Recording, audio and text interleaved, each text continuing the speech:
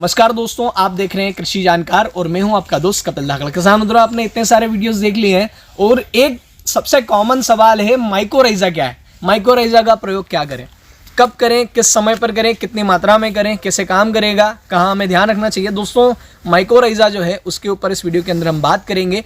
अचानक से ट्रेंड में आया, आज से 2 साल 3 साल पहले माइकोराइजा को कोई नहीं जानता था। आजकल हर कंपनी का एक माइकोराइजा वाला जो प्रोडक्ट है वो आ रहा है। तो ऐसा क्या है माइकोराइजा में, क्या चीज़ है, किस प्रकार से मदद करती हैं, सारी चीज़ें हम बात करने वाले हैं। तो दोस्तों, माइकोराइजा जो है वो एक प्रकार की फंगस है या एक फफूंद है, एक मित्र फंगस है। दोस्तों, ये ज़रूरी नहीं है कि फंगस है तो वो नुकसान ही करेगी, क्योंकि हमने देखा होगा जितनी भी मैक्सिमम फंगस होती हैं वो नुकसान करती है। चाहे वो विल्ट डिसीज़ हो या फिर फ्यूजेरियम वगैरह हो, सब नुकसान करती हैं, पौधों के अंदर नुकसान करती हैं।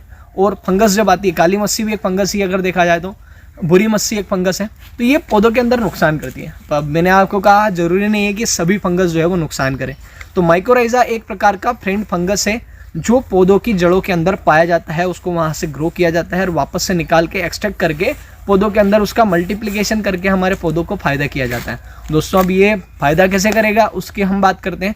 दोस्तों, देखा जाए तो हर चीज़ के बीच में एक विनिमय चलता है। विनिमय मतलब जो लेगा, जो मैंने किसी से उधार दिया तो उसको वापस से रिटर्न देना ही पड़ेगा, बदले में कुछ और भी देना पड़ेगा, ब्याज देना पड़ेगा। या फिर विनिमय तो हर चीज़ हर व्यक्ति के बीच में होता है, लेन देन का पूरा सिस्टम, तो ही दोनों के बीच में जोड़ी जमती है, अदरवाइज नहीं जमती। अगर आप केवल लेते जा रहे हो, वापस में रिटर्न में कुछ नहीं दे रहे तो जोड़ी नहीं जमेगी, है ना। तो जैसे कि आप वीडियो देख रहे हो, इसको अलग किसानों तक शेयर नहीं कर रहे हो तो जोड़ी नहीं जमेगी अपनी, आप इसको भी शेयर कर दिया करें। तो दोस्तों, ऐसा ही माइकोराइजा और जड़ के बीच में होता है। माइकोराइजा का जब हम प्रयोग करते हैं तब दोनों जड़ और दोनों के बीच में एक दोस्ती हो जाती है। दोस्ती किस आधार पर होती है? तो दोस्ती इस आधार पर होती है कि जड़ से जो माइकोराइजा है वो शुगर या शर्करा लेता है, मतलब जड़ से कुछ चीज़ लेता है, दोनों के बीच में एसोसिएशन हो जाता है, दोस्ती हो जाती है।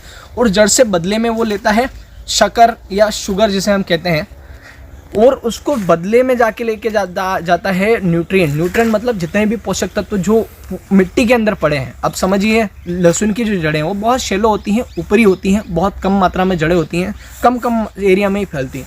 अब जितने एरिया में फैलेगी वहीं से उसको जो उपलब्ध पोषक तत्व है वो ले पाएगा। सभी अब ज़्यादा गहराई तक तो नहीं जाती है। अब गहराई में जाने के लिए क्या करें, तो दोनों के बीच में वो जो यूजलेस है, अभी खाद तो मैंने डाल दिया, उसको जड़ें नहीं ले पा रही हैं, तो उपयोग का क्या? अभी जड़ें नहीं ले पा रही तो बस वो ऐसे ही ज़मीन में पड़ा है और वो लिंचिंग हो जाएगी, आखिरी में चला जाएगा। तो उसके लिए माइकोराइजा का प्रयोग बहुत ज़्यादा फायदेमंद है।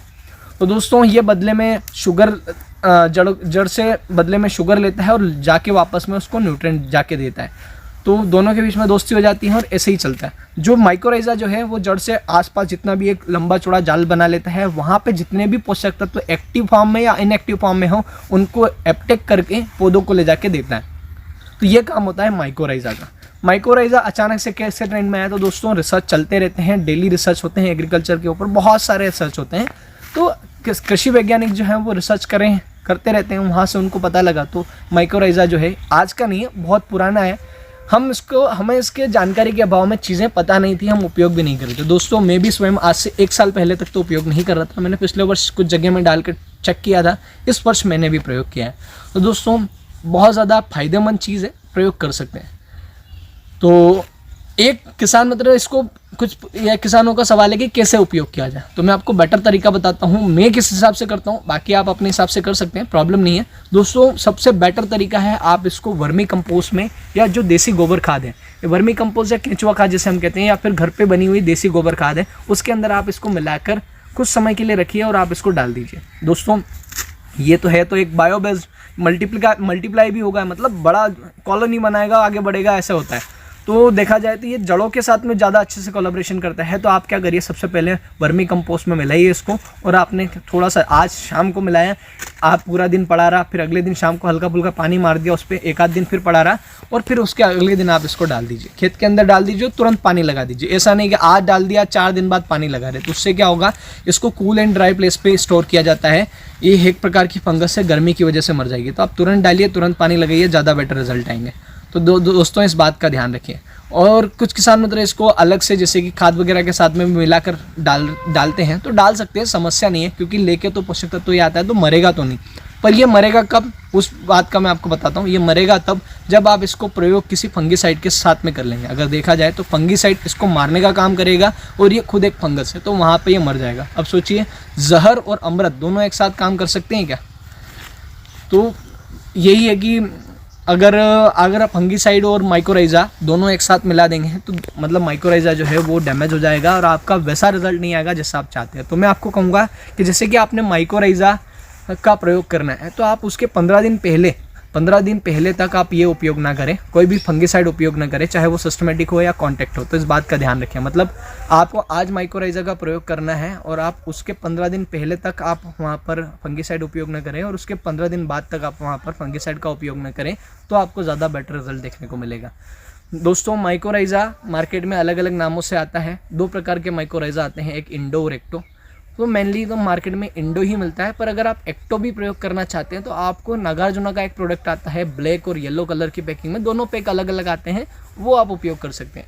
मैं कौन सा उपयोग करता हूँ और मार्केट में कौन कौन से माइकोराइज़ा उपलब्ध है, तो मैं दोस्तों देखा जाए तो टाटा का रैली गोल्ड मैंने पिछले वर्ष उपयोग किया था। इस वर्ष अभी तक मैंने उपयोग नहीं किया है, जब मैं उपयोग करूँगा तब मैं आपको बताऊँगा, वो भी अच्छा रिजल्ट देता है। इसके अलावा FMC कंपनी का न्यूट्रोमैक्स के नाम से एक प्रोडक्ट आता है, वो भी बहुत शानदार हैं, वो भी आप प्रयोग कर सकते हैं। वैसे देखा जाए तो बहुत सारे प्रोडक्ट आ गए हैं माइकोराइज़ा के नाम से, तो आप जैसा आपको समझ से मिल जाए उपयोग कर सकते हैं। बात कर लें डोज की, तो 3 किलो प्रति बीघा के हिसाब से उपयोग करते हैं टाटा का रैली गोल्ड। आप अपने ज़रूरत के हिसाब से उसको उपयोग कर सकते हैं। तो दोस्तों, माइकोराइज़ा वाला वीडियो कैसा लगा? अगर इसमें कोई कमी रह गई है तो आप कमेंट के माध्यम से हमें बता सकते हैं। अगर आप और कोई जानकारी चाहते हैं तो आप कमेंट में लिख सकते हैं। तब तक के लिए जय जवान जय किसान, धन्यवाद।